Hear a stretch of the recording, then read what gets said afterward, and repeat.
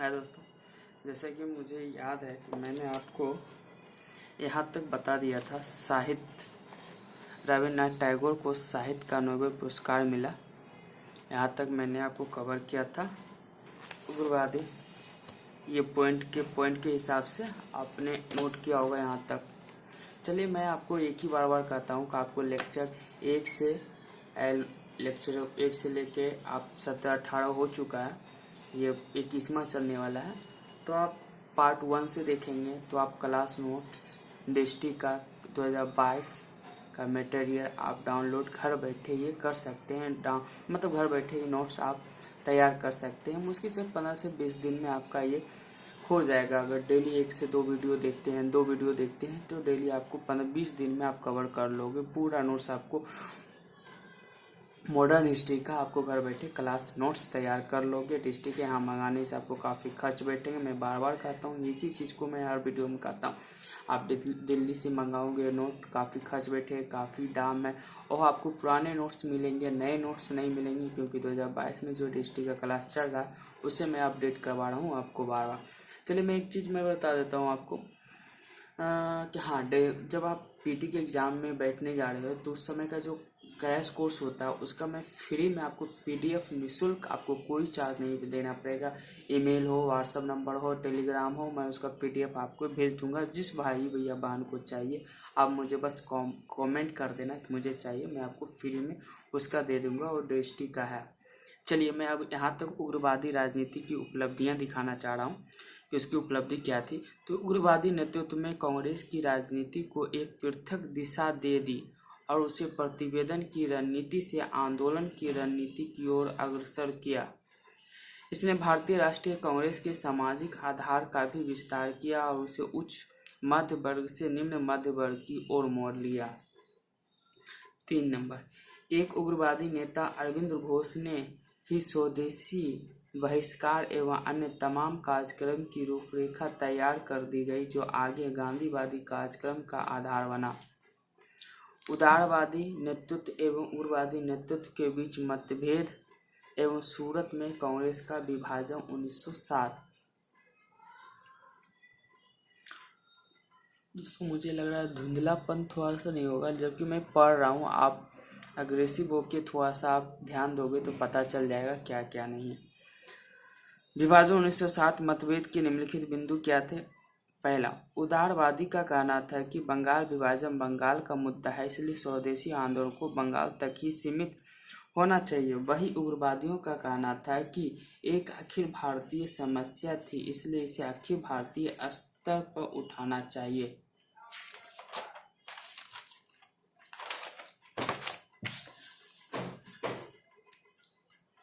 Point number 2, उदारवादी बहिष्कार की नीति को केवल ब्रिटिश वस्तु को ही बहिष्कार नीति तक सीमित रखना चाहते थे, जबकि उग्रवादी इसे अन्य क्षेत्रों में भी लागू करना चाहते थे। पॉइंट नंबर 3, 1906 के कलकत्ता अधिवेशन में उग्रवादी दबाव में स्वदेशी बहिष्कार, राष्ट्रीय शिक्षा और स्वराज के 4 भारी भरकम प्रस्ताव स्वीकार किए गए थे।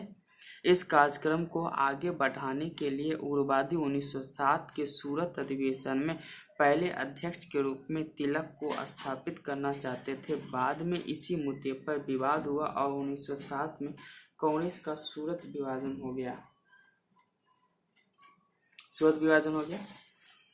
क्वेश्चन, कई बार एक दूसरे प्रशासक भी अनायास ही अच्छे कार्य कर जाते हैं। इसी प्रकार लॉर्ड कर्जन ने एक अनजान उत्प्रेरक की भूमिका निभाई तथा भारतीय राष्ट्रवाद को एक नई गति प्रदान की। टिप्पणी कीजिए।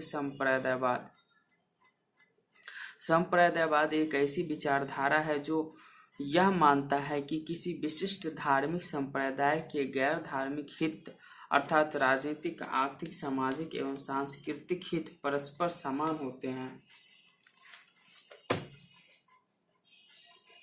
दूसरा चरण तब आता है जब संप्रदायवाद ऐसा मानने लगता है कि एक विशिष्ट धार्मिक संप्रदायवाद के गैर धार्मिक हित अर्थात राजनीतिक, आर्थिक, सामाजिक और सांस्कृतिक हित दूसरे धार्मिक संप्रदाय के इन हितों से पृथक होते हैं। तीसरा चरण में संप्रदायवाद उग्र चरण में पहुंच जाता है और यह मानने लगता है कि एक विशिष्ट धार्मिक संप्रदाय के एक गैर धार्मिक हित दूसरे संप्रदाय के इन हितों की विरोधी होते हैं। इस चरण में दूसरे धार्मिक संप्रदाय के दूसरे धार्मिक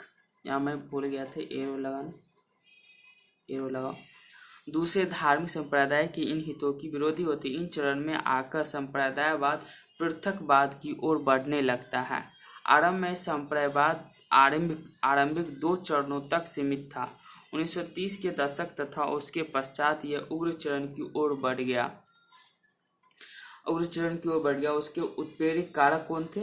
उत्प्रेरित करने वाले कारक सर सैयद अहमद खां एवं अलीगढ़ आंदोलन की भूमिका। सामाजिक सांस्कृतिक मोर्चे पर सर सैयद अहमद खां की दृष्टि गतिशील रही थी।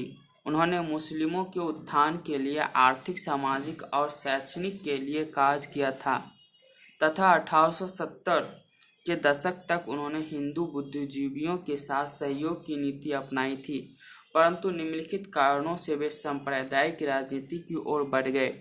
उन्होंने मुस्लिम समुदाय के उत्थान के लिए ब्रिटिश की कृपा प्रदान करना आवश्यक समझा और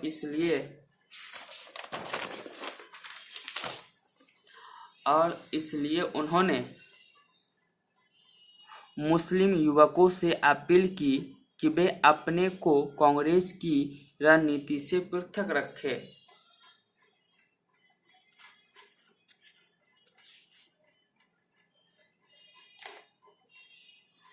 सॉरी यार, थोड़ी सी कैमरे प्रॉब्लम थी, मैं साफ कर दिया, अब साफ दिखाएगा। अपने को कांग्रेस की रणनीति से पृथक रखे। 2.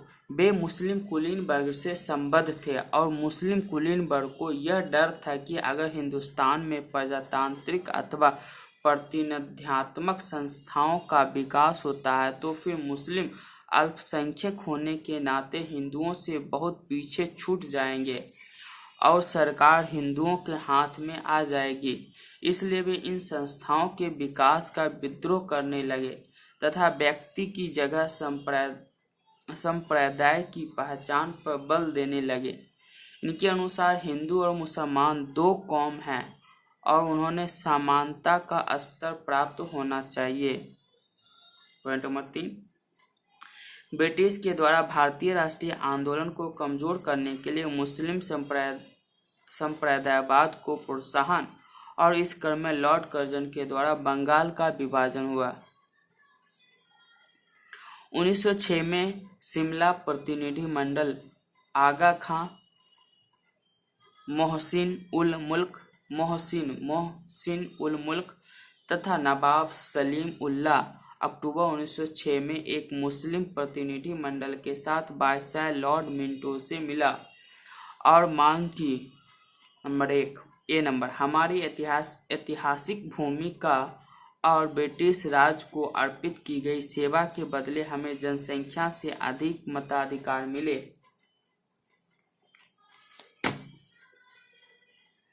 सरकारी सेवा में भी अपने विशिष्ट आरक्षण मिले।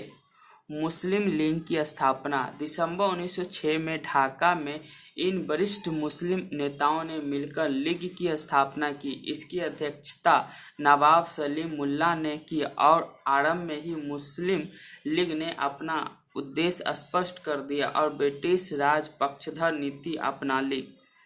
मुस्लिमों के हितों की रक्षा तथा उसने ब्रिटिश राज पक्षधर नीति अपना ली। 6 वही समय था कि दूसरी तरफ आर्य समाजी भी गौ रक्षा एवं देवनागरी लिपि के मुद्दे पर हिंदू जनमत को संगठित करने का प्रयास कर रहे थे और शुद्धि आंदोलन पर बल दे रहे थे। अब आ जाते भारतीय राष्ट्रीय आंदोलन 1907 से 1914 तक। अब यहाँ से हम देखेंगे, ये आपको खासकर मैं बार बार कहता हूँ, ये माइंड मैप है, इसे आप याद रखोगे तो आप आगे का जो टॉपिक होता है उसे समझ पाओगे और क्वेश्चन आंसर लिखने में आपको यही भूमिका निभाती है। राष्ट्रवाद की प्रगति एवं चुनौतियां। 1907 में कांग्रेस का विभाजन सूरत में हुआ। उदारवादी नेतृत्व का अप्रभावी होना, उग्रवादी आंदोलन का बिखर जाना, 3 क्रांतिकारी राष्ट्रवाद का उभार। ब्रिटिश के द्वारा फूट डालो, राज करो एवं शासन करो। संप्रदायवाद। 1909 का अधिनियम एवं पृथक निर्वाचन। समझ 1907 से 1909 1914 तक 1909 इसमें पृथक निर्वाचन आ गया था। संप्रदायवाद का मुद्दा था एक प्रकार का। चलिए अब देख लेते हैं हम फिर। काफी लंबा वीडियो तो नहीं बनाऊंगा। उदारवादी नेतृत्व का अप्रभावी होना। उदारवादी नेतृत्व का पहले भी भारतीय जनता पर प्रभाव नहीं था। विशेषकर सूरत में विभाजन के पश्चात उन्होंने भारतीय जनता का लगभग पूरी तरह से विश्वास खो दिया और यह नेतृत्व लगभग अप्रभावी हो गया। उग्रवादी आंदोलन का बिखर जाना। उग्रवादी नेता प्रगतिशील कृषक कार्यक्रम, किसानों के पक्षधर कुछ ठोस कार्यक्रम नहीं ला सके। किसानों के पक्षधर में कुछ ठोस ना ला सके। इस कारण स्वदेशी आंदोलन जन आंदोलन नहीं हो सका। आगे फिर बंगाल विभाजन भी रद्द हो गया। 1911 में राजधानी परिवर्तन की भी घोषणा की गई और बिहार और उड़ीसा को बंगाल से अलग कर दिया गया। इधर अरविंद घोष राजनीति संन्यास लेकर पांडिचेरी चले गए। बाल गंगाधर तिलक 1908 ईस्वी में राजद्रोह का मुकदमा चलाकर 6 वर्षों की सजा दी गई। यह सब देखो, कांग्रेस की स्थापना तो हो चुकी थी, लेकिन उस समय गांधी नहीं आए थे। गांधी आते 1915 में, अभी गांधी की बात नहीं चल रही। तिलक और 6 वर्षों की सजा दी गई। फिर उन्हें मांडले जेल भेज दिया गया। लाला लाजपत राय अमेरिका की यात्रा पर निकल पड़े तथा अजीत सिंह यूरोप की यात्रा पर चले गए। अजीत सिंह यूरोप की यात्रा पर चले गए, शायद अंग्रेजी भेज दिया था अजीत सिंह। क्रांतिकारी राष्ट्रवाद का उभार। अब क्रांतिकारी राष्ट्रवाद का उभार। भारतीय युवा उदारवादी राजनीति की ओर आकर्षित नहीं हुए। कुछ युवा जो थे, कुछ, बहुत तो नहीं, बहुत ज्यादा भी नहीं, कुछ लोग थे जो उदारवादी राजनीति की ओर आकर्षित नहीं थे, क्योंकि ढीमा था, प्रस्ताव था, प्रतिवेदन था और हिंसा की नीति था। उग्रवादी आंदोलन भी बिखर गया और फिर ये पॉइंट नहीं होगा यार, ये कटा हुआ। और फिर कांग्रेस की राजनीति में एक शून्य की उभार सामने आई। सब बिखर गया तो कांग्रेस की राजनीति में फिर एक शून्य उभार सामने आई। क्रांतिकारियों ने इसे भरने का प्रयास किया क्रांतिकारी। 3 नंबर देखें। अच्छा, वो 2 था यार, मैंने काट दिया।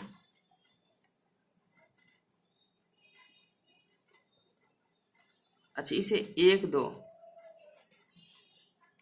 इसे 2 आकर्षित नहीं हुए। नंबर 2 उदारवादी आंदोलन का बिखर गया और फिर 2 हो गया, 1 हो गया, ये 2 हो गया। पॉइंट नंबर 3 देखिए।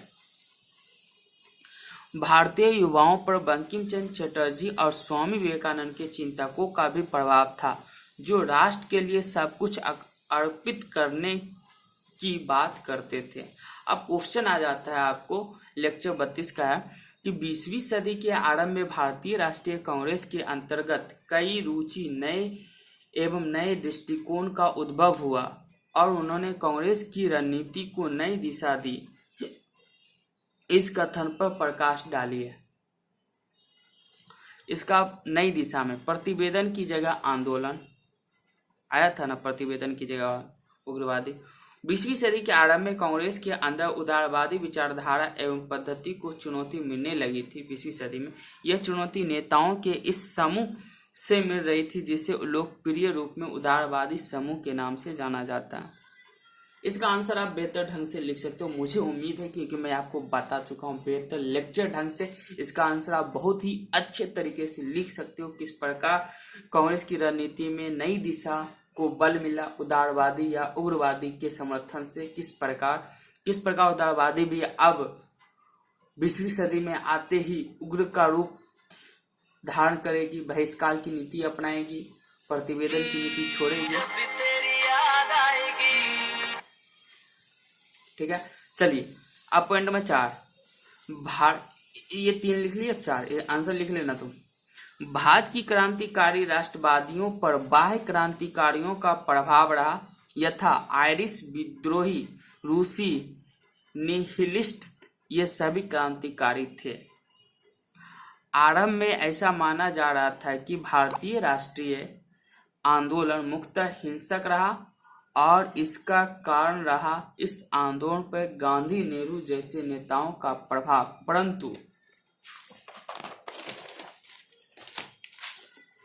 परंतु नए शोधों से ज्ञात होता है कि भारतीय राष्ट्रीय आंदोलन के मध्य अहिंसक धारा के समानांतर हिंसक धारा भी चलती रही और इसे एक वैकल्पिक पद्धति के रूप में युवाओं के द्वारा अपनाया गया। इसी प्रकार ऐसा मानने का कोई कारण नहीं है कि क्रांतिकारी विचारधारा की जड़ जन्म रूप भारतीय परंपरा में रही है। ये जड़ जो है जन्म रूप से भारतीय परंपरा में नहीं रही है, यह ब्रिटिश से आई है। वस्तुतः इस पद्धति पर हम विदेशी विचारधारा के प्रभाव को नकार नहीं सकते, परंतु देशी प्रभाव को भी नजरअंदाज नहीं किया जा सकता। भगवत गीता जैसे ग्रंथ में भी अत्याचार का मुकाबला करने के लिए हिंसक तरीके से उचित बताया गया है। भगवत गीता में भी बस अत्याचार का मुकाबला करने के हिंसक तरीके से उचित बताया गया। इसके अतिरिक्त भारत में अनेक किसान एवं जनजाति विद्रोह ने भी हिंसक तरीके का सहारा लिया जा रहा था। तो दोस्तों मैंने आपको यहाँ तक दिखा दिया। अब मैं आपको क्रांतिकारियों के द्वारा अपनाई गई नीति या उसकी क्या पद्धति थी जो भारत को आज़ाद होने में भूमिका निभाएगी, और लोकप्रिय अधिकारियों की हत्या, स्वदेशी डकैती एवं हथियारों का संग्रह, क्रांतिकारी साहित्य का प्रकाशन, ये सारे मुद्दे अब मैं आपको कल दिखाऊं। भारत में प्रसार होगा किस प्रकार, विदेशी लंदन, पेरिस, कनाडा, अमेरिका में इस सब की भूमिका आपको भारत में देखने को मिलेगी। किस प्रकार अमेरिका में आज़ाद हुआ था, पेरिस किस प्रकार आज़ाद हुआ था, कनाडा, ये सारे कुछ टॉपिक ऐसे ऐसे हैं जो आपको इन सारे वर्ल्ड हिस्ट्री आप अगर नहीं पढ़े हो तो मैं कहूँगा मेरी नोट जाके आप देख लो, क्योंकि इतिहास पढ़ने का मतलब ही होता है पहले वर्ल्ड हिस्ट्री पढ़ लो, उसके बाद मॉडर्न हिस्ट्री पढ़ना जाता है। तो मैं आपको वर्ल्ड हिस्ट्री का पहले नोट दे दिया हूँ, वहाँ से आप देख सकते हो। ये सारे जो टॉपिक आपको मिल रहे हैं ना, वहाँ आपको वर्ल्ड हिस्ट्री में मिल जाएंगे। लंदन में इंडियन हाउस, पेरिस, कनाडा और अमेरिका की भूमिका आप भारत की आज़ादी में भी देख सकते हो किस प्रकार हुआ था। तो क्या भारत में यहाँ भी आज़ादी के लिए लड़ाई कर रहा था, तो अमेरिका तो उस समय संविधान बना था, अमेरिका आज़ाद हो गया, तो सारे टॉपिक को आपको रिलेटेड करना पड़ता है, मिलाना पड़ता है दोस्तों। तो खैर आपकी मर्जी, आप पढ़ो या ना पढ़ो, लेकिन मैंने आपको दे दिया है, जाके आप देख सकते हो। आप क्लास नोट्स घर बैठे बना सकते हो, बनाने में आपको फायदा है, मंगाने में आपको फायदा नहीं। आप पैसे हो तो पैसे से मंगा सकते हो, कोई बड़ी बात नहीं है, लेकिन मंगाना कोई फायदा नहीं। जब आप नोट करोगे ना तो उसका आपको बेनिफिट बहुत ज़्यादा मिलेगा। मैं ये नहीं कहता कि हमारी वीडियो को आप मतलब ज़्यादा देर तक देखोगे तो हमें ये नहीं, मैं आपको सपोर्ट करना चाहता हूँ। अब मैं आपको सारे मटेरियल देना चाहता हूँ फ्री एंड कॉस्ट, कोई चार्ज नहीं लेगा, आप घर बैठे तैयारी कर सकते हो। और दोस्तों मैं यही बार बार कहता हूँ एक चीज़ और, हमारे वीडियो का आप अगर अच्छा लगता है तो बस लाइक कर दें, सब्सक्राइब कर दें और शेयर कर दें अगर पसंद पड़े तो। नहीं पसंद पड़ा तो फिर रिजेक्ट मारो, अनलाइक करो, उससे हमें कोई फायदा नहीं कोई नुकसान नहीं होगा मेरा। चलिए मैं इस टॉपिक को अब आपको कल बताऊंगा, काफ़ी लंबा चौड़ा नहीं बनाना चाहता। भारतीय राष्ट्रीय आंदोलन 1914 से 1900 ईस्वी का हो जाएगा, ये पूरा हो जाएगा। प्रथम विश्व युद्ध प्रयासीय कह रहा था, ये मैं आपको वर्ल्ड हिस्ट्री आपको जाके पढ़ लेना पड़ेगा दोस्तों। क्रांतिकारी राष्ट्रवाद में प्रगतिशीलता आएगी, संप्रदाय होम रूल आंदोलन की पृष्ठभूमि देखेंगे, राजनीति सक्रियता योगदान देखेंगे, होम रूल आंदोलन देखेंगे। ये सारे मुद्दे हैं, मैं आपको कल बताऊंगा। तब तक हमारे चैनल पे आप बने रहेंगे। जय हिंद, जय भारत।